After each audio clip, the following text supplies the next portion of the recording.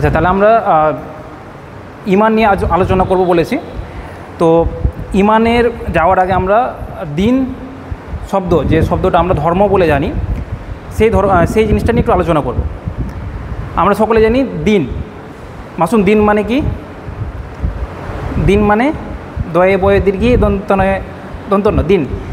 দিন মানে নর্মালি আমরা ধর্ম বলে জানি, আমরা সেটাকে মানছি, যদিও দিনের অ্যাকচুয়াল অর্থ ধর্ম না। তো এই দিনের তিনটি স্তর রয়েছে। দিনের তিনটি স্তর রয়েছে। প্রথম স্তর হচ্ছে ইসলাম, দ্বিতীয় স্তর হচ্ছে ইমান, তৃতীয় স্তর হচ্ছে এহসান। যদি আমরা এইভাবে ডায়াগ্রাম হিসাবে নিই, তাহলে এটা হচ্ছে ইসলাম, এটা হবে ইমান এবং এটা হবে এহসান। এটা আমরা যখন আজকের আলোচনা শেষ হাদিসে জিবরিল পড়ব বা আলোচনা করব, তখন সেটা দেখতে পাবো। এমনি আমরা কোরআনের আয়াত থেকে বা হাদিস থেকে জানতে পারি যে দিনের তিনটি স্তর রয়েছে, যেটা ফার্স্ট স্তর হচ্ছে ইসলাম, সেকেন্ড স্তর হচ্ছে ইমান, থার্ড স্তর হচ্ছে এহসান। এটার আলোচনা দরকার এই জন্য যে স্তরগুলো, যে আমরা অনেক সময় জন্মগতভাবে নিজেদেরকে ইমানদার বা মুমিন ভাবতে লাগি, যেটা আদৌ কিন্তু না। কেউ ইমান নিয়ে মানে জন্মগত সূত্রে ইমান পায় না, সেটা একটা অর্জনের ব্যাপার থাকে। সেটা যদি আমরা সূরা হুজুরাতের আয়াত দেখি, কিছু বেদুইন ছিল, তারা আল্লাহ রসুলের কাছে এলো এবং দাবি করলো যে হে আল্লাহ রসুল, আমরা ইমান এনেছি বা ইমানদার হয়ে গেছি। যখন সেই বেদুইনগুলো দাবি করলো যে তারা অ্যাকচুয়ালি মুসলিম হয়েছিল, যখন তারা দাবি করলো, তখন স্বয়ং আল্লাহ সুবহানাহু ওয়া তাআলা কোরআন আয়াত নাজিল করলেন এবং বলে দিলেন, মানে এই কথার বিরুদ্ধে কথা বললেন। কে বললেন? স্বয়ং আল্লাহ সুবহানাহু ওয়া তাআলা। যখন বেদুইনরা বলল আমরা কিন্তু জন্মসূত্রে মুসলিম সবাই এখানে যারা আছি, তো আমাদেরকে কেউ লা ইলাহা বললে কেউ মারতে আসবে না, ধরতেও আসবে না, পিটতেও আসবে না। সেই টাইমে ইসলাম কবুল করাটা অনেকটাই টাফ ছিল। তারপরেও তারা যখন ইসলামে এলো, নিজেকে শাহাদাত দিল এবং নিজেদেরকে ইমানদার দাবি করলো, এই যে ইমানদার দাবিটা, এই ইমানদার দাবির বিরুদ্ধে আল্লাহ সুবহানাহু ওয়া তাআলা কোরআন আয়াত নাজিল করলেন, যেটা সূরা হুজুরাতের 14 নম্বর আয়াত, সূরা নম্বর 49 আয়াত নম্বর 14। কি বলছেন? ক্বালাতিল আরাবু আমান্না, মরুবাসীরা বলে আমরা ঈমান এনেছি। কুল লাম তুমিনু, বলে দাও হে মুহাম্মদ তুমি বলে দাও তারা ঈমান আনেনি। মরুবাসীরা বলছে আমরা ঈমান এনেছি, আল্লাহ বলছেন হে মুহাম্মদ তুমি বলে দাও তারা ঈমান আনেনি। ওয়ালাকিন কুলু আসলামনা, বরং তারা যেন বলে যে আমরা আত্মসমর্পণ করেছি, মানে মুসলিম হয়েছি। ওয়ালাম্মা ইয়াদখুলিল ঈমানু ফি কুলুবিকুম, কেন তাদের অন্তরে এখনও কিন্তু ঈমান প্রবেশ করেনি। কে বলছে এটা? স্বয়ং আল্লাহ সুবহানাহু ওয়া তাআলা বলছেন যে সেই মরুবাসীরা যখন বলছে যে আমরা ঈমান এনেছি, সেই দাবির এগেনস্টে আল্লাহ সুবহানাহু ওয়া তাআলা কোরআন আয়াত নাজিল করে জানিয়ে দিচ্ছেন যে না, তোমরা মুসলিম হয়েছো কিন্তু এখনও ঈমানদার হওনি। তাহলে আমরা বুঝতে পারছি ইসলামের উপরের স্তর হচ্ছে ঈমান। এছাড়া আমরা যদি সহিহ মুসলিমের একটি হাদিস দেখি, যেটা আমির বিন সাদ আবু ওয়াক্কাস যত সম্ভব, একবার আল্লাহ রসুল সাল্লাল্লাহু আলাইহি সাল্লাম কিছু মাল বন্টন করছিলেন। তখন এই সাহাবি কোন এক সাহাবিকে উদ্দেশ্য করে বলছেন, হে আল্লাহ রসুল আপনি অমুককে কিছু দান করুন, নিশ্চয়ই সে একজন মুমিন ব্যক্তি। তখন আল্লাহ রসুল সাল্লাল্লাহু আলাইহি সাল্লাম বলছেন আউ মুসলিমুন, বরং তুমি বলো সে একজন মুসলিম। এই সাহাবি বলল আপনি অমুককে দান করুন, নিশ্চয়ই সে একজন মুমিন। কিন্তু আল্লাহ রসুল বলছেন না, তুমি বলো আউ মুসলিমুন। এই সাহাবিটি 3 বার এক কথা বললেন এবং আল্লাহ রসুল সাল্লাল্লাহু আলাইহি সাল্লাম 3 বারে একই উত্তর দিলেন, আউ মুসলিমুন আউ মুসলিমুন আউ মুসলিম, বরং তুমি বলো যে সে একজন মুসলিম। তাহলে আমরা এখান থেকে এই হাদিস এবং এই কোরআন আয়াত থেকে বুঝতে পারছি যে ঈমানটা ইসলামের একটা ওপরের পর্যায়। ঠিক আছে? যেমন ধরুন আমাদের মসজিদ যদি 3 তলা মসজিদ হয়, আমরা গ্রাউন্ড ফ্লোরে আছি, এখন ইসলামে আছি। কেউ যদি 2 তলা যায় সে ঈমানে আছে, কেউ যদি 3 তলা যায় সে এহসানে আছে। কিন্তু তাকে গ্রাউন্ড ফ্লোর থেকে যেতে হবে, কিন্তু মানে নাহলে ছাদ থেকে পড়তে হবে, আকাশ থেকে পড়তে হবে। তো ঈমান, ইসলাম, এহসান। তো আজকে আমাদের আলোচনা হচ্ছে এই ঈমান নিয়ে, সেকেন্ড পর্যায়, দিনের যে দ্বিতীয় স্তর, সেই দ্বিতীয় স্তর নিয়ে আমাদের আজকের আলোচনা। আচ্ছা, এই আলোচনা মানে আমাদের আলোচনা থাকবে সংজ্ঞার মধ্যে সীমাবদ্ধ, এবং এই ঈমানের কতটি শাখা প্রশাখা বা কতটা স্তম্ভ আছে সেটা নিয়ে আমরা একটু ডিসকাস করব। তারও আগে বলি যে আমরা যে ঈমানের কথা বলছি না, এই ঈমানের একটা স্বাদ রয়েছে। এই ঈমানের একটা স্বাদ রয়েছে। যেমন আমরা যখন মিষ্টি জিনিস খাই মিষ্টি স্বাদ পাই, লবণ কিছু খেলে লবণাক্ত মানে স্বাদ পাই। তো ঠিক মানে জিভে, ওটা কিন্তু স্বাদটা কোথায় পাই? আমরা জিভে পাই।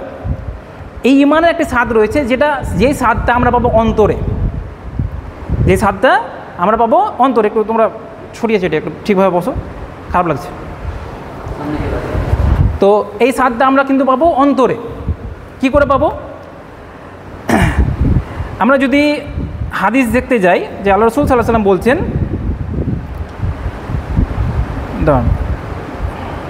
আনাস রাদিয়াল্লাহু তাআলা আনহু থেকে বর্ণিত, রাসূল সাল্লাল্লাহু আলাইহি ওয়াসাল্লাম বলছেন 3টি গুণ যার মধ্যে বিদ্যমান সে ঈমানের স্বাদ পায়। কয়টি গুণ? 3টি গুণ। 3টি গুণ যার মধ্যে বিদ্যমান সে ঈমানের কি পায়? স্বাদ পায়। খাবারে লবণ দিলে যেমন লবণের স্বাদ পায়, ঠিক 3টা গুণ যার মধ্যে বিদ্যমান সে কিন্তু ঈমানের স্বাদ পায়। প্রথম হচ্ছে যে ব্যক্তির নিকট আল্লাহ এবং তার রাসূল অন্য সকল, আমি প্রথমে 3টা বলে দিচ্ছি দিয়ে একটু এক্সপ্লেন করছি। এক হচ্ছে আল্লাহ এবং তার রাসূল তার নিকট অন্য সকল কিছু থেকে প্রিয়। দ্বিতীয় হচ্ছে কাউকে একমাত্র আল্লাহর জন্য ভালোবাসা। তৃতীয় হচ্ছে কুফরিতে প্রত্যাবর্তনকে আগুনে নিক্ষিপ্ত হওয়ার মতো অপছন্দ করে। এটা সহিহ বুখারীতে রয়েছে। আচ্ছা, প্রথমটা হচ্ছে আল্লাহ এবং তার রাসূল তার নিকট মানে সমস্ত কিছু থেকে অধিক প্রিয়। এবার এটা জিনিস শুনতে যতটা ইজি, বা আমাকে কেউ যদি জিজ্ঞেস করে আচ্ছা তুমি কি আল্লাহকে সবচেয়ে বেশি ভালোবাসো? হ্যাঁ, অবশ্যই ভালোবাসি। মানে একটা মুসলিম ঘরের ছেলে যে মোটামুটি ইসলাম ফলো করে সে এটাই উত্তর দিবে। তুমি তোমার রসুলকে সবথেকে বেশি ভালোবাসো? হ্যাঁ, রসুলকে তো অবশ্যই সবথেকে বেশি ভালোবাসি। কারণ সে খুদবাতে শুনেছে যে ব্যক্তি আল্লাহ রসুলকে সবথেকে বেশি প্রিয় পাত্র না, সে মুমিন হতে পারেনি। তো নিশ্চয়ই আমাদের একটা উত্তর আসবে, হ্যাঁ অবশ্যই আমরা তো আল্লাহকে সবথেকে বেশি ভালোবাসি, তার রসুলকে সবথেকে বেশি ভালোবাসি। কিন্তু এই ভালোবাসাটা কেমন? মানে এই ভালোবাসাটা আমি কী করে বুঝবো যে আমার যে ভালোবাসাটা আল্লাহ এবং তার রসুলের প্রতি সব থেকে বেশি আছে? এক্সাম্পল দিই, আল্লাহ সুবহানাহু ওয়া তাআলা কোনো একটা জিনিস হারাম করেছে, কোনো একটা জিনিস হারাম করেছে, কোনো জিনিস হারাম করেছে। এবার আমি যখন ওটা জানতে পারলাম যে এটা আল্লাহ সুবহানাহু ওয়া তাআলা আমার উপর বা তার উম্মতের তার বান্দাদের উপর হারাম করেছে, প্রথমে আমার কি কাজ করবে যে আমি এটা অবশ্যই ত্যাগ করব। কেন? আমার কাছে ওই বস্তুটার ভালোবাসা থেকে আল্লাহর ভালোবাসা নিশ্চয়ই বেশি। হয়তো আমি জানতাম না, বা কোনো ব্যক্তি জানতো না যে এটা হারাম বা এই জিনিসটা ঠিক না, সে যখন জানতে পারলো, যে মুহূর্তে সে জানতে পারলো, সে ছেড়ে দেবে। কেন? তার ভালোবাসা মানে দুনিয়ার কোনো জিনিসের ভালোবাসা আল্লাহর ভালোবাসার থেকে বেশি না, তাহলে সে সেটা ছাড়তে পারবে। ঠিক তেমনই রাসূল সাল্লাল্লাহু আলাইহি ওয়াসাল্লাম কোনো হুকুম দিয়েছেন, কোনো আদেশ দিয়েছেন, যেমন যদি বলি দাড়ি রাখা, ঠিক আছে, দাড়ি রাখা এটা বুঝতে সুবিধা হবে আরও। এখন আল্লাহ রাসূল হুকুম মানে আদেশ করেছেন যে তোমরা দাড়ি বড় করো, গোঁফ ছোটো করো। এখন কারো স্ত্রী বলছে যে তোমাকে হ্যান্ডসাম লাগছে না দেখতে, দাড়ি লাগছে কেন, বুড়া বুড়া লাগছে, শ্বশুরবাড়ি যাচ্ছ তো বলে কার বুড়ার সঙ্গে তোমার বিয়ে হয়ে গেছে, কেমন তোমার বেটির বিয়ে দিতেছো, তো তুমি কী করো, দাড়িটা একটু সেভ করো না বা কেটে নাও। ঠিকই তো বলছে, এই বয়সে একটু যদি ইয়াং না লাগে তো এখানে কার প্রতি ভালোবাসা আছে? স্ত্রীর প্রতি। মানে এটা বোঝানোর জন্য বলছি, বাস্তব জিনিস এটা। আমি বলছি মুখে যে রাসূলের প্রতি ভালোবাসা আমার সবথেকে বেশি, কারণ আমাকে জান্নাত পেতে হবে। কিন্তু আমার অ্যাক্টিভিটি কি? আমার ওয়াইফ যখন আমাকে বললো যে এটা দাড়িটা কামিয়ে নাও, তো আমি কামিয়ে নিলাম, তাহলে আমার এখানে কার প্রতি ভালোবাসা আছে? আমার স্ত্রীর প্রতি। কোনো কাজ আমি ইনকাম করছি যেটা পিওরলি হারাম, আমি জানছি, আমার বাপ বলছে সেই জন্য আমি করছি।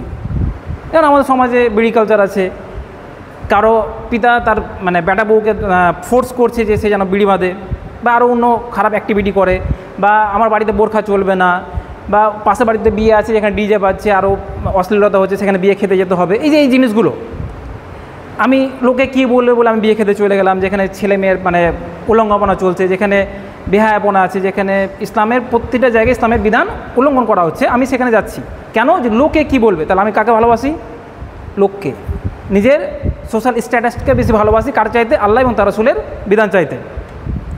তাহলে আমরা এটা বুঝতে পারছি যে আমরা মুখে বলছি অনেক সময় যে হ্যাঁ আমার কাছে প্রিয় পাত্র কি? আল্লাহ এবং তার রাসূল, কিন্তু আমাদের কাজ সেটার এগেনস্টে যাচ্ছে। তো যখন আমরা এই জিনিসটা অ্যাচিভ করতে পারবো যে না, যে মুহূর্তে আমি বুঝতে পারলাম যেটা আমি শরীয়তের বিরুদ্ধে কিছু বিধান করছি এবং আমি সেটা ছাড়তে পারছি, কাকে সন্তুষ্ট করার জন্য? আল্লাহকে।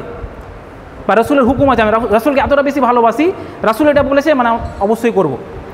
তখন আমরা প্রথম যে কোয়ালিটি যেটা রাসূল সাল্লাল্লাহু আলাইহি ওয়াসাল্লাম বলেছেন যে আল্লাহ এবং তার রাসূল হবে সবথেকে প্রিয়, তাহলে সেটা আমরা ফুলফিল করব।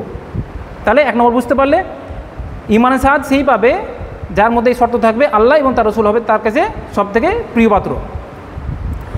দ্বিতীয়, কাউকে একমাত্র আল্লাহর জন্য ভালোবাসা। আমরা যদি আমাদের ফোন লিস্টটা বের করি প্রত্যেকের, আমি ইনক্লুডিং মি, তাহলে দেখা যাবে যে আমাদের ফোন লিস্টে যদি 100টা নম্বর থাকে, ফর এক্সাম্পল 90টা হবে যেটা আমরা দুনিয়াবি স্বার্থে চলার ক্ষেত্রে, 90টা কন্ট্যাক্ট লিস্টে 90% নম্বর আছে যেটা আমাদের দুনিয়াবি স্বার্থ আছে, শরীয়তের সঙ্গে তার কোনো সাথ নেই। বা ইসলামের সঙ্গে তার কোনো সাথ নেই, ইভেন ওই 90 জন হয়তো ইসলামের শত্রু দেখা যেতে পারে, হতেই পারে। তো আমরা যাদের সঙ্গে চলাফেরা করছি আদৌ কি তারা মানে একমাত্র আল্লাহর উদ্দেশ্যে ওটা?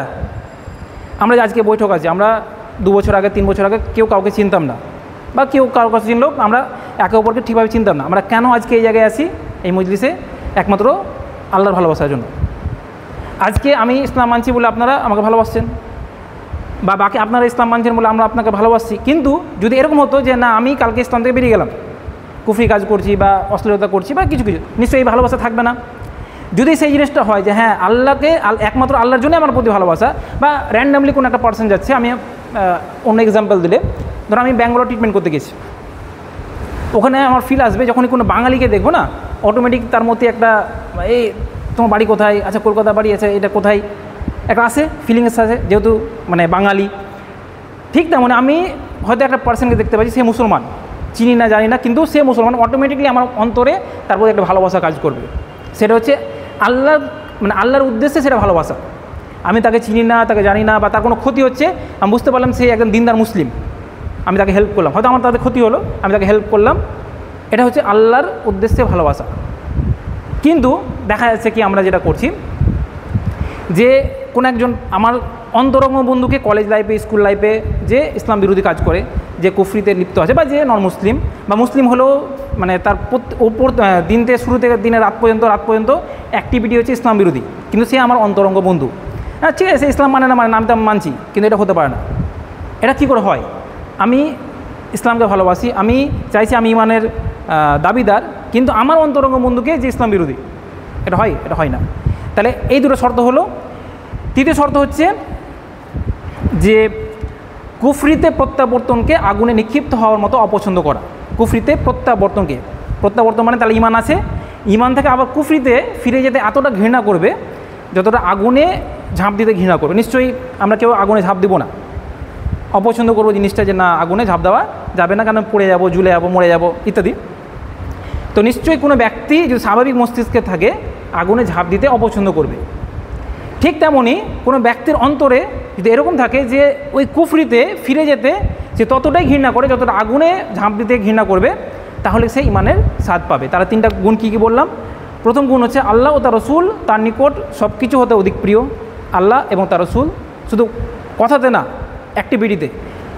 আল্লাহ ও তার রসুল তার নিকট অন্য সকল কিছু হতে অধিক প্রিয়, একমাত্র আল্লাহর উদ্দেশ্যে কাউকে ভালোবাসা। তৃতীয় হচ্ছে কুফরিতে প্রত্যাবর্তনকে, কুফরিতে ফিরে যেতে এতটা ঘৃণা করবে যতটা আগুনে নিক্ষিপ্ত হতে ঘৃণা করবে। হাদিসটি কোথায় রয়েছে? হাদিসটি সহিহ বুখারীতে রয়েছে। তাহলে আমরা জানতে পারলাম যে ইমানের স্বাদ পেতে হলে আমাদেরকে এই 3টা কোয়ালিটি আমাদেরকে অ্যাচিভ করতে হবে, আমাদের অর্জন করতে হবে।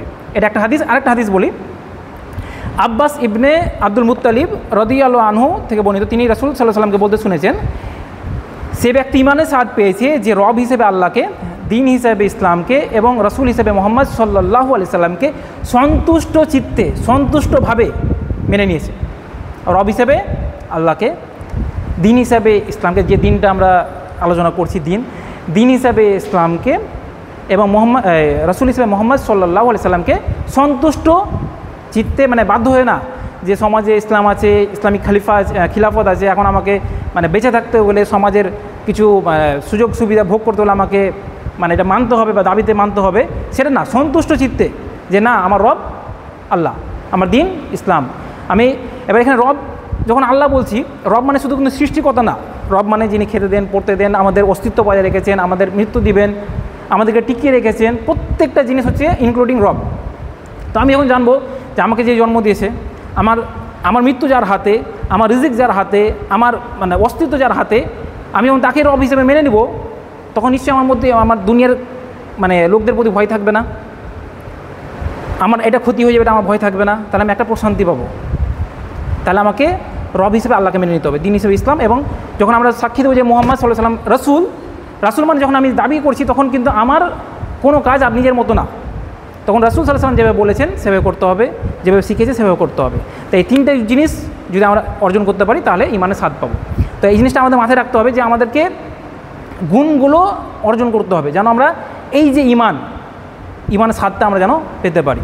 আচ্ছা, এবার আমাদের মূল বিষয়ে ফিরে আসছি।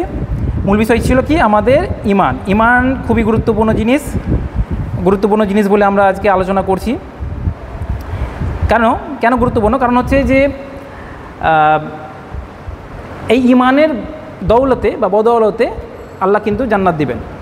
যে ব্যক্তি ঈমান নিয়ে আল্লাহর কাছে যাবে তাকে আল্লাহ জান্নাত দিবেন ইনশাআল্লাহ। এবং এটা আল্লাহ সুবহানাহু ওয়া তাআলা যেখানে কোরআনে জান্নাতের কথা বলেছেন বা বিভিন্ন হাদিসে জান্নাতের কথা বলেছেন, সেখানে কিন্তু ঈমানদার বা ঈমানের কথা এনেছেন। যেমন যদি আমরা সূরা কাহাফের 107 থেকে 108 নম্বর আয়াত দেখি, ইন্নাল্লাযিনা আমানু ওয়া আমিলুস সালিহাত কানাত লাহুম জান্নাতুল ফিরদাউসি নুজুলা। যারা বিশ্বাস স্থাপন করে এবং সৎ কাজ করে তাদের আপ্যায়নের জন্য রয়েছে জান্নাতুল ফিরদাউস, খালিদিনা ফিহা লা ইয়াবগুনা আনহা হিওয়ালা, এবং সেখানে তারা চিরস্থায়ী থাকবে, সেখান থেকে অন্য জায়গায় যেতে তাদের মন চাইবে না। তো এখানে প্রথম শর্ত হচ্ছে ইন্নাল্লাযিনা আমানু, নিশ্চয়ই যে ব্যক্তি ঈমান আনে, ও আমিলুস সালিহাত, এবং সৎ কাজ করে। যে কোনো সৎ কাজ বা যে কোনো ভালো কাজ কবুলের বা যে কোনো আমল কবুলের প্রথম শর্ত হচ্ছে কিন্তু ঈমান। কোনো একটা ব্যক্তি হাজারোটা ভালো কাজ করতে পারে, কিন্তু সেটা যদি ঈমান না থাকে একটাও কিন্তু আল্লাহর কাছে গ্রহণযোগ্যতা পাবে না। যে কোনো ভালো আমলের বা যে কোনো ভালো কাজের প্রথম শর্ত হচ্ছে, কবুলের প্রথম শর্ত হচ্ছে ঈমান। কারো যদি ঈমানে গণ্ডগোল থাকে, ঈমানে যদি কুফরি থাকে, ঈমানে যদি শিরক মিশ্রিত থাকে, সে দুনিয়ার হাজারোটা ভালো পুরো পৃথিবীর মানুষকে ধন্য উপকার করেছে, পুরো পৃথিবীর মানুষের, তারপরে সেটা কিন্তু আল্লাহ দরবারে গ্রহণযোগ্য পাবে না। কারণ প্রথম শর্ত, যে কোনো আমল গ্রহণের প্রথম শর্ত হচ্ছে ঈমান। এবং এই ঈমান নিয়ে যে যাবে তার জন্য কি রয়েছে? জান্নাতুল ফিরদাউস, আপ্যায়নের জন্য। সেখান থেকে তার অন্য জায়গায় যেতে তার মন চাইবে না। তো ঈমান খুবই গুরুত্বপূর্ণ, এবং এর সূক্ষ্ম জ্ঞান না থাকলে কিন্তু এরকম হতে পারে যে আমি নিজেকে ইমানদার ভাবছি, আমার পাড়া প্রতিবেশী, আমার বাড়ির লোক সবাই ইমানদার ভাবছে, কিন্তু যখন আমি আল্লাহ দরবারে দাঁড়াচ্ছি দেখা গেল আমি এমন কাজ করেছি, এমন কথা বলেছি, এমন আমল করেছি যে এই ঈমান আল্লাহর কাছে গ্রহণযোগ্যই হয়নি। কারণ আমি ঈমান নিয়ে আলোচনা করার জানার চেষ্টা করিনি, সেটাকে মানার চেষ্টা করিনি। আমি হয়তো ভাবছি ঠিক করছি, কিন্তু আমরা এখন যখন স্টাডি করছি তখন বুঝতে পারছি যে আমরা চলতে ফিরতে কত এমন কথা বলে দিয়েছি যেখানে মুহূর্তের মধ্যে আমরা ইসলামের যে গণ্ডি সেখান থেকে বেরিয়ে আসছি, কিন্তু আমরা জানি না, কারণ আমাদের মধ্যে সেই নলেজটাই নেই। যে কোনো জিনিস মানার জন্য আমি যদি না জানি ধুলেন স্টেশনের রাস্তা কোন দিকে, তো আমি এদিকে হাঁটতে পারি, এদিকে হাঁটতে পারি, এদিকে হাঁটতে পারি, কিন্তু ডেস্টিনেশনে যেটা আমার লক্ষ্য সেদিকে নাও যেতে পারি যদি জানা না থাকে। তো যে কোনো জিনিস মানার জন্য প্রথমে জানতে হবে। তা আমাদের এই জিনিসটাই সবথেকে বড় অভাব, যে আমরা ঈমানের ব্যাপারে আমরা না আলোচনা শুনি, না আলোচনা করি, না পড়ি। এই জিনিসটা টাফও। দেখ, আরেকটা হাদিস দিয়ে আমরা বুঝতে পারবো যে ঈমানটা কেন গুরুত্বপূর্ণ। জুনদুব ইবনে আবদুল্লাহ রাদিয়াল্লাহু আনহু বলেন, আমরা নবী সাল্লাল্লাহু আলাইহি সাল্লামের সাথে ছিলাম, আমরা ছিলাম শক্তিশালী এবং সক্ষম যুবক। আমরা কোরআন শিক্ষার পূর্বে ঈমান শিখেছি, অতঃপর কোরআন শিখেছি, তা দ্বারা আমাদের ঈমান বেড়ে গেছে। প্রথম কি করেছে? কোরআন শিখার পূর্বে তারা ঈমান শিখেছে, তারপর কোরআন শিখেছে, তারপর সেই কোরআনটা তাদের ঈমান বৃদ্ধি করেছে। আমরা কোরআন আয়াতও দেখেছি যে যখন তাদের সামনে কোরআন তিলাওয়াত করা হয়, আল্লাহর আয়াত তিলাওয়াত করা হয়, তখন তাদের ঈমান বৃদ্ধি পায়। তো ঈমান থাকবে তবে তো পারবে। আমি ঈমানই জানি না, ঈমানই বুঝিনি, আমি কোরআন শিখছি, অবশ্যই দরকার, আমি বলছি না যে কোরআন শিখি না, কিন্তু এই হাদিস থেকে আমরা বুঝতে পারছি ঈমানের গুরুত্ব কতটা, যে তারা প্রথমে ঈমান শিখেছে, তারপর কোরআন শিখেছে, তারপর সেই কোরআন তাদেরকে ঈমানটা বাড়াতে সাহায্য করেছে। তো আজকে ঈমানের সংজ্ঞাতে আমরা যাব ইনশাআল্লাহ।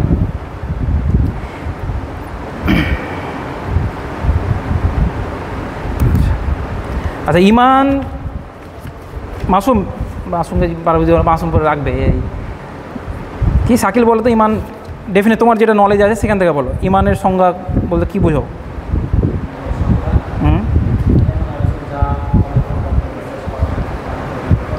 বিশ্বাস করা কাটবে না। আচ্ছা, ঠিক আছে। দেখো, ঈমানে আমি এর আগেও বলেছি অনেকবার যে অনেক আরবি শব্দের একটা শাব্দিক অর্থ থাকে, আবার ওটাকে যখন আমরা ইসলামের শরিয়তে ব্যবহার করব বা পারিভাষিক অর্থ দেখতে যাবো তখন কিন্তু মিনিংটা অনেকটা পরিবর্তন হয়।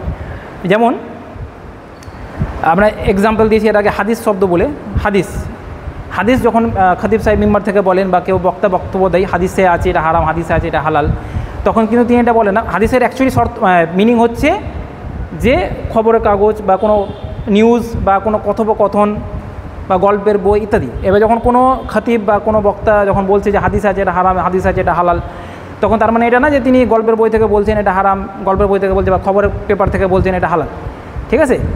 ওই হাদিস শব্দটা যখন শরিয়তে ব্যবহার হচ্ছে তখন কি আসছে যে আল্লাহ রাসূল সাল্লাল্লাহু আলাইহি ওয়াসাল্লাম যা বলেছেন, করেছেন, করা অনুমতি দিয়েছেন, তার দেহের যে গঠন সেটা হচ্ছে হাদিস। ঠিক তেমনই ইমানের কি, ইমানের যখন আমরা শাব্দিক অর্থ দেখব সেটা কি, ইমান মানে বিশ্বাস করা, ইমান বলতে বিশ্বাস করা। কিন্তু শরীয়তের অর্থ কি, শরীয়তের অর্থ হচ্ছে অন্তরে বিশ্বাস, মৌখিক স্বীকৃতি এবং অঙ্গ প্রত্যঙ্গের মাধ্যমে বাস্তবায়ন হচ্ছে ইমান। এবং এটা সংজ্ঞা সৌদি আরবের প্রাক্তন গ্র্যান্ড মুফতি আবদুল্লাহ ইবনে বাজ রাহিমাহুল্লাহ বলেন যে আল্লাহ সুবহানাহু ওয়া তাআলা ও তার রাসূল সাল্লাল্লাহু আলাইহি সাল্লাম যা বর্ণনা করেছেন তার সব কিছু বিশ্বাস করা। আল্লাহ সুবহানাহু ওয়া তাআলা এবং তার রাসূল সাল্লাল্লাহু আলাইহি সাল্লাম যা কিছু বর্ণনা করেছেন সমস্ত কিছু কী করা, বিশ্বাস করা। এবং আল্লাহ সুবহানাহু ওয়া তাআলা তার বান্দাদের জন্য যা কিছু নির্দেশনা দিয়েছেন, এটা করতে হবে, এটা করতে হবে না, সমস্ত কিছু কথা, কাজ এবং বিশ্বাসের মাধ্যমে সত্যায়ন করা। আবার বলছি, আল্লাহ সুবহানাহু ওয়া তাআলা ও তার রাসূল সাল্লাল্লাহু আলাইহি সাল্লাম যা বর্ণনা করেছেন তার সমস্ত কিছু বিশ্বাস করা এবং আল্লাহ সুবহানাহু ওয়া তাআলা তার বান্দাদের জন্য যা কিছু নির্দেশনা দিয়েছেন কথা, কাজ এবং বিশ্বাসের মাধ্যমে সেটাকে সত্যায়ন করা। এটা কে দিয়েছে সংজ্ঞা? এটা সংজ্ঞা দিয়েছেন যে সৌদি আরবের প্রাক্তন গ্র্যান্ড মুফতি আবদুল্লাহ ইবনে বাজ রাহিমাহুল্লাহ।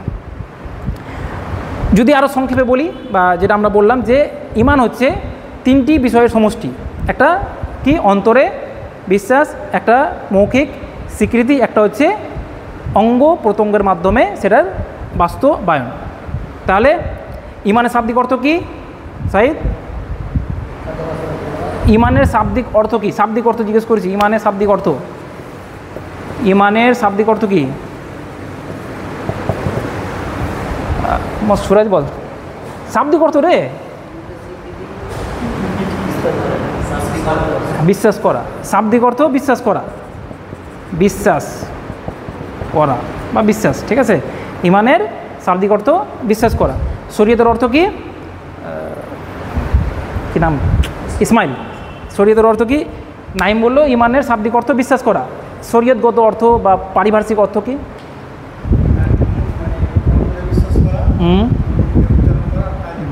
কাজে বাস্তবায়ন করা। আচ্ছা, এবার তুমি তো নতুন আছো, তোমাকে জিজ্ঞেস করা যাবে না, সাবাজ। হ্যাঁ, এবার আমি প্রতিটা ডিটেলসে আসছি, ঠিক আছে। আমরা বললাম যে তিনটা জিনিস, একটা হচ্ছে এক নম্বর হচ্ছে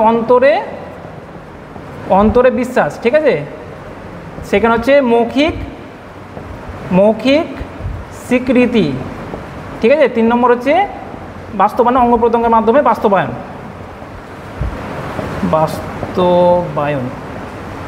আচ্ছা, অন্তরে বিশ্বাস যদি আমি আসি শাহবাজ, আমি মেনে নিলাম যে ধরো ফর এক্সাম্পল কোরআনে 5000টা আয়াত, ধরে নাও 5000টা আয়াত নিয়ে ধরে নাও বলছি, হ্যাঁ। এবার আমি বলছি যে ঠিক আছে, আমি 4999টা আর এই যে একটা আয়াত থাকলে তার হাফ মানি। 5000টা আয়াত আছে, ফর এক্সাম্পল আমি 4999টা আয়াত মানি, মানে অন্তরে বিশ্বাস করি, এবং যে একটা বাকি থাকলো তার অর্ধেকটা মানি, মানে একটা পোর্শন মানি না। এটাকে কী বলবো? এটা বিশ্বাস, অন্তরে বিশ্বাস আছে, ঈমান নেই। শাকিল ঠিক বললো? কিন্তু আমি তো বিশ্বাস করছি, আমি 4999 আয়াতটা বিশ্বাস করছি, অসুবিধা কী আছে? একটা ভালো নাও লাগতে পারে আমার, হবে না? একটা নাও ভালো লাগতে পারে, এটা মনে হচ্ছে যে জিনিসটা ভুল করেছে মানে আল্লাহ, নাউজুবিল্লাহ, হবে না? আচ্ছা, অন্তরে বিশ্বাসের ব্যাপার যখন আসবে তখন কিন্তু সেটাকে 100তে 100% থাকতে হবে। সেটা আমার বুঝে আসুক বা আমাদের বুঝে না আসুক।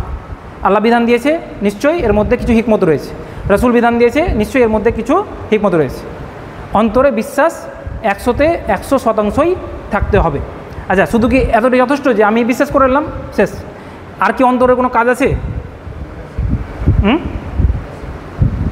বুঝলাম না, না, অন্তরের আমি অন্তরে বিশ্বাস করে নিলাম, এটি আমি এখন 1 নম্বর পয়েন্টে চলছি, অন্তরে বিশ্বাস। আমি অন্তরে ফুললি বিশ্বাস করে নিলাম যে সব কটা ঠিক, আল্লাহ যা দিয়েছেন, তার রাসূল যা দিয়েছেন, যা নির্দেশনা দিয়েছেন, যা হুকুম আহকাম দিয়ে সবই একদম, এতে কোনো সন্দেহ নেই, কোনো ডাউট নেই, 0.00001% আমার ডাউট নেই। এবার এখানে কি যথেষ্ট অন্তরে বিশ্বাসটা? আচ্ছা, আমি অন্তরে বিশ্বাসে আছি। হ্যাঁ, দেখো, যেমন অন্তরে বিশ্বাস করলাম, তারপরে অন্তরে আমল করতে হবে, অন্তরের আমল রয়েছে। আমি কিন্তু 1 নম্বর পয়েন্টে আছি এখনও। যখন আমি অন্তরে বিশ্বাস করলাম আল্লাহর বিধানকে জানার মাধ্যমে, এটা তো হয়ে গেল একটা জিনিস। তারপরে কিন্তু অন্তরের কিছু ইবাদত আমল রয়েছে, সেটা করতে হবে। অন্তর আমল বলতে আল্লাহকে ভালোবাসা, সেটা কোথা দিয়ে হবে? অন্তর দিয়ে। রাসূলকে ভালোবাসা সেটা কোথা দিয়ে আসবে? অন্তর হবে। শরীয়তের বিধানকে ভালোবাসা সেটা কোথা দিয়ে আসবে? ঠিক যেমন ভালোবাসা যে কুফরিকে কি করা? অপছন্দ করা, যে কাফের তাকে অপছন্দ করা, এগুলো কোথা দিয়ে হয়? সব বিশুদ্ধ নিয়াত, তাকওয়া, তাওয়াক্কুল, এগুলো সব অন্তরের কাজ। বিশুদ্ধ নিয়াত অন্তর থেকে আসবে, মানে আমাকে মানে যে আল্লাহর বিধান মানার সাথে সাথে এবার অন্তরে যে আমল সেটাও করতে হবে, মানে আল্লাহকে ভালোবাসা, রাসূলকে ভালোবাসা, তার দিনকে ভালোবাসা, বিশুদ্ধ নিয়াত, বিশুদ্ধ তাকওয়া, তার সাথে সাথে তার মানে এগেনস্টে আমাকে কুফরিকে ঘৃণা করতে হবে, আমাকে কাফের ঘৃণা বলতে অপছন্দ করতে হবে, এবং এই সমস্ত অ্যাক্টিভিটি থেকে নিজেকে দূরে রাখতে হবে। যেমন আমি এটা কেন বললাম যে এটা অনেক সমস্যা। প্রথমে কী বললাম সংজ্ঞাতে, যে আমাদের ফ্রেন্ড সার্কেল দেখলে দেখা যাবে যে অধিকাংশই কিন্তু এরকম আছে যে কুফরিতে লিপ্ত আছে বা ইসলামিক কার্যকলাপে লিপ্ত আছে, অথচ সে আমার অন্তরঙ্গ বন্ধু। আরও সহজ এক্সাম্পল দিলে, হোস্টেলে বা মিশনে আমরা দেখেছি যে দুটো অ্যাক্টরের জন্য ঝগড়া লেগেছে। ও বলছে এ ভালো অ্যাক্টিং করে, এ বলছে এ ভালো অ্যাক্টিং করে, অমুক নায়িকা দেখতে সুন্দর, অমুক নায়িকা দেখতে সুন্দর। আচ্ছা, এর অন্তর কার প্রতি ভালোবাসা আছে? কোন একটা পার্টিকুলার অ্যাক্টরের উপর। এর অন্তরে কার প্রতি ভালোবাসা আছে? কোন একটা পার্টিকুলার অ্যাক্টর বা অ্যাক্ট্রেসের উপর, যে গুটকার অ্যাড করছে, যার মানে যার প্রতি যাকে ভালোবাসে তার পুরো লাইফটাই হচ্ছে ইসলাম বিরোধী আচার আচরণ, তার ইনকাম, তার সমস্ত কিছু এগেনস্ট ইসলাম, এগেনস্ট আল্লাহ এবং তার রাসূল, অথচ তার ভালোবাসা মনে উপচে পড়ছে। ইভেন এমন হচ্ছে তার পাশের বেডের ছেলের সঙ্গে মানামানি লেগে আছে। কেন তুই ওকে খারাপ বলে দিলি? সেটা আমার ফেভারিট অ্যাক্টর ছিল। তাহলে আমাদের ভালোবাসা কোথায় কাজ করছে? সিরিয়াসলি জিনিস বলছি, কিন্তু এটা যেটা হয় আমরা নিজেরাই হয়তো সেরকম অ্যাক্টিভিটিতে ছিলাম, আল্লাহ এখন এই জায়গায় নিয়ে এসছে। তাহলে অন্তরে দেখো ভালোবাসাটা কোথায় কাজ করে সেটা ম্যাটার করছে। আমি যদি নিজেকে ইমানদার দাবি করি বা আমি নিজেকে ভাবি যদি আমি ইমানদার, আমি কি করে একটা এমন সেলিব্রিটিকে, এমন কোনো ব্যক্তিত্বকে ভালোবাসতে পারি, সেলিব্রিটি বলে না, এমন কোনো ব্যক্তিত্বকে ভালোবাসতে পারি যে না ব্যভিচার প্রমোট করছে, যে অ্যালকোহল প্রমোট করছে, যে জুয়া প্রমোট করছে, মানে এমন কিছু নেই যেটা ইসলাম বিরোধী যে সে প্রমোট করে না, কিন্তু তার প্রতি ভালোবাসা আমার অন্তরে উপচে পড়ছে। তাহলে আমাদেরকে অন্তরে জায়গাটা ঠিক করে নেওয়া অবশ্যই দরকার।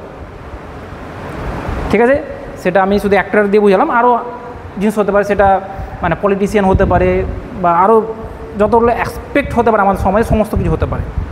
ঠিক আছে, সে বন্ধুত্বর কথা বললাম যে আমার এমন বন্ধু যে ইসলামের ধারে না, ইসলাম বিরোধী মানে আচরণ করে, কিন্তু তার প্রতি ভালোবাসা, মানে তার যদি আঙুলে ফুটা লেগে যায় তা আমার মনে অন্তর ভেঙে যাবে। তো সেই জায়গাটা আমাদের কিন্তু ঠিক করে নিতে হবে।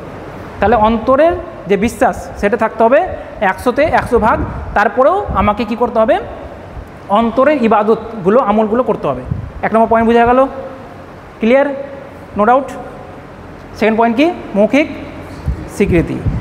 আচ্ছা, আমি মানলাম আমি অন্তরে, কিন্তু আমি স্বীকৃতি দিব না, আমি মৌখিক স্বীকৃতি দিব না, হবে? আচ্ছা, অন্তরে বিশ্বাস কার ছিল না? কোন এক্সাম্পল একটা, যাদের মৌখিক স্বীকৃতি ছিল, অঙ্গ প্রত্যঙ্গের মাধ্যমে বাস্তবায়ন ছিল, কার?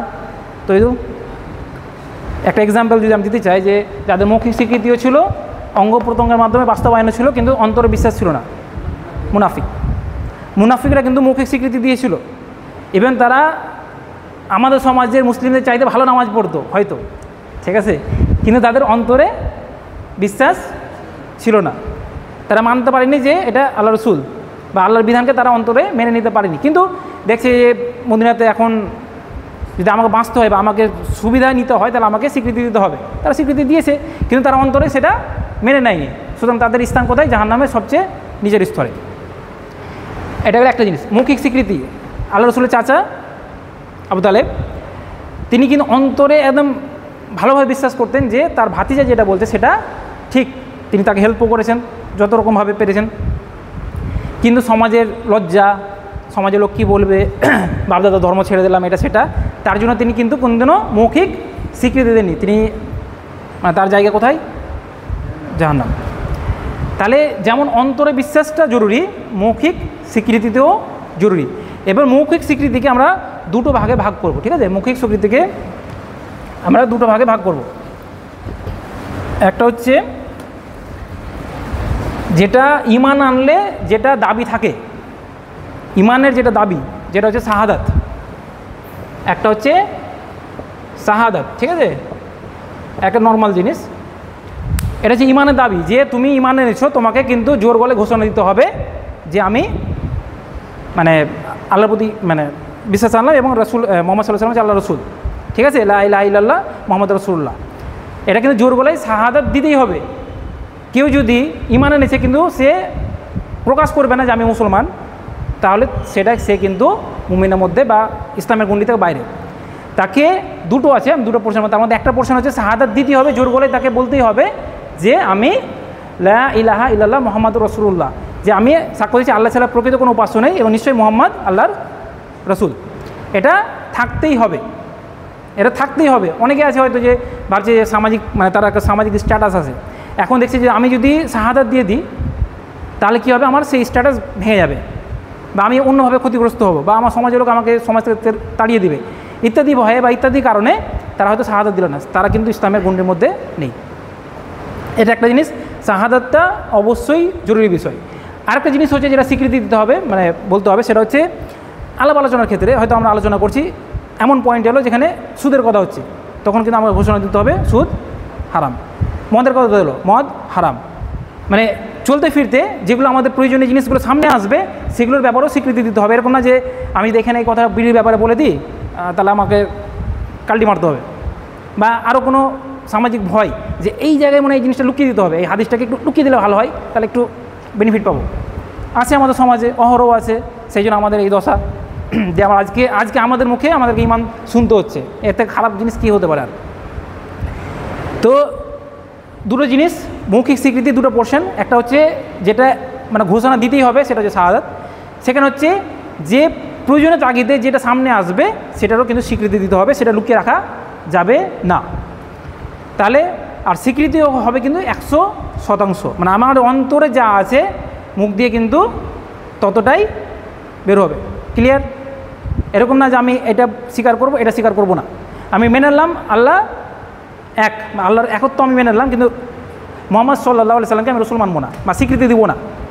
অন্তরে থাকতে পারে কিন্তু আমি স্বীকৃতি দেবো না, তাহলে কিন্তু সে মানে সেকেন্ড পয়েন্টটা ফুলফিল করলো না। তাহলে অন্তরে বিশ্বাস থাকতে হবে 100-তে 100 ভাগ, মৌখিক স্বীকৃতি থাকতে হবে 100-তে 100 ভাগ, তারপরে কি থাকছে, অঙ্গ প্রত্যঙ্গের মাধ্যমে বাস্তবায়ন। আচ্ছা, এটাও দুটো ভাগ কিন্তু, হ্যাঁ, অঙ্গ প্রত্যঙ্গ। আচ্ছা, অঙ্গ প্রত্যঙ্গের মাধ্যমে বাস্তবায়ন, এখানে একটা জিনিস বোঝার আছে। মুরজিয়া বলে একটা বিভ্রান্তি দল আছে ইসলামের, তাদের আকীদা হচ্ছে কিন্তু যে ইমান বাড়ে না কমে না, ইমান বাড়ে না কমে না, কারণ তারা আমলটাকে মানে ধরে না। ঠিক আছে, আমি মুরজিয়ার ব্যাপারটা পরে বলছি, তাহলে বুঝতে সুবিধা হবে। আচ্ছা, অঙ্গ প্রত্যঙ্গের মাধ্যমে যেটা বাস্তবায়ন, সেটা একটা হচ্ছে যে কিছু কাজ রয়েছে যেটা করলেও সে ইসলামের বাইরে চলে যাবে, আবার কিছু কাজ রয়েছে যেটা না করলে সে ইসলামের বাইরে চলে যাবে। না করলে বলতে কেউ 5 ওয়াক্ত সালাত আদায় করছে না, সে কিন্তু ইসলামের যে গণ্ডি সেখান থেকে বেরিয়ে যাবে। সে মানুষ বলতে পারে সে মুসলমান, তার জানা যে হাজার হাজার লোক হতে পারে, কিন্তু আল্লাহ দরবারে কিন্তু সে ইসলামের গণ্ডি থেকে বেরিয়ে গেছে। একটা হচ্ছে তাহলে কিছু কাজ আছে যেটা করতেই হবে, না করলে সে মুসলিম থাকতে পারে না, এটা এক ধরনের কাজ। আরেকদিকে কাজ হচ্ছে কিছু কাজ যেটা না করলে হয়তো সে ইসলাম থেকে খারিজ হচ্ছে না, কিন্তু সে গুনাহগার বা তার ইমানের মধ্যে সেটা এফেক্ট পড়বে। ঠিক আছে, এবার আমি এই দিকটা বাদ দিলাম, যেটা পার্টিকুলার যেটা করতেই হবে সেটা তো করছেই। এবার যেটা এক্সট্রা কাজ সেটা কেউ বেশি করছে, কেউ নফল ইবাদত বেশি করছে বা পিতামাতার খিদমত খুব ভালোভাবে করছে, কেউ হয়তো একটু কম করছে, তো এতে কম বেশি হতে পারে। তো ইবাদত যার যত বেশি হবে নিশ্চয় তার ইমান তত তরতাজা, তত ভালো হবে, এবং গুনাহগার যত বেশি হবে তার নিশ্চয়ই ইমানটা মানে গুনাহ করার সঙ্গে সঙ্গে ইমান ডাউনফল হয় এবং ভালো কাজ করার সঙ্গে সঙ্গে ইমানটা বাড়ে। তাহলে ইমানে কম বেশি আছে। মুরজিয়া বলে যে গোত্র আছে তাদের বক্তব্য হলো যে অন্তরে বিশ্বাস, মৌখিক স্বীকৃতি যথেষ্ট, আমলের সঙ্গে এটার কোনো সাথ নেই, যেটা আহলুস সুন্নাহ জামাতের মানে আকীদার এগেনস্টে। এবার তারা যেহেতু আমলটাকে গ্রহণই করে না, যে আমল করলেও কি না করলেও কি সে মুমিন থাকবেই, মানে সে বিশ্বাস করে নিয়েছে আল্লাহকে, তার রসুলকে, মৌখিক স্বীকৃতি দিয়েছে, তার মানে সে একদম ইমানদার, মরলে জান্নাত। তাদের কাছে আমলটা কোনো মানে গ্রহণযোগ্যতার বিষয় পড়ছে না, সেই জন্য তারা ইমান যে বাড়তে পারে এবং ইমান কমতে পারে সেটাকে তারা মানে না। কিন্তু এর এগেনস্টে আয়াতও আছে কোরআনের, আমরা সূরা আনফাল মেবি যে আছে যে যখন তাদের সামনে কোরআন আয়াত তিলাওয়াত করা হয় তখন তাদের ইমান বৃদ্ধি পায়। তাহলে আমরা তো কোরআন থেকে দলিল পাচ্ছি যে ইমান বাড়ে কমে, ঠিক আছে। তাহলে অঙ্গ প্রত্যঙ্গের মধ্যে বাস্তবায়ন হচ্ছে এরকম না যেখানে 100% লাগবে, কিছুটা আছে যেটা লাগবেই, যেটা আদার্স আছে কাজ, সেটা হচ্ছে যে যত বেশি আমল করবে তত বেশি সে মানে তার ইমান বাড়বে, এবং যে যত আমল কম করবে বা গুনাহ করবে তার আমল মানে তার ইমান কমবে। তাহলে ইমান বাড়ে কমে এখান থেকেও আমরা দলিল পাচ্ছি। তাহলে আবার রিক্যাপ করছি যে ইমান হচ্ছে 3টি বিষয়ের সমষ্টি: অন্তরে বিশ্বাস যেটা থাকতে হবে 100%, মৌখিক স্বীকৃতি যেটা থাকতে হবে 100%, এবং অঙ্গ প্রত্যঙ্গের মাধ্যমে বাস্তবায়ন যেটা কম্পালসারি কাজগুলো আমাদের করতে হবে, তারপর এক্সট্রাগুলো আমাদেরকে বেশি বেশি করার চেষ্টা করতে হবে, যার জন্য যেটা আমাদের ইমানকে বুস্ট করবে, এবং গুনাহ থেকে দূরে থাকতে হবে যেটা আমাদের ইমানকে কমিয়ে দেয়। তো টাইম বেশি হয়ে গেছে, আমি ভাবছিলাম স্তম্ভগুলো বলবো, তো নেক্সট উইক ইনশাল্লাহ স্তম্ভ বা নেক্সট উইক শাকিলে যদি থাকে তো শাকিল বলবে। তো আজকে এতটাই থাকছে, কারণ সেকেন্ড হাফের ব্যাপার আছে। আর কিছু ডাউট থাকলে কিছু বলে দরকারও, ডাউট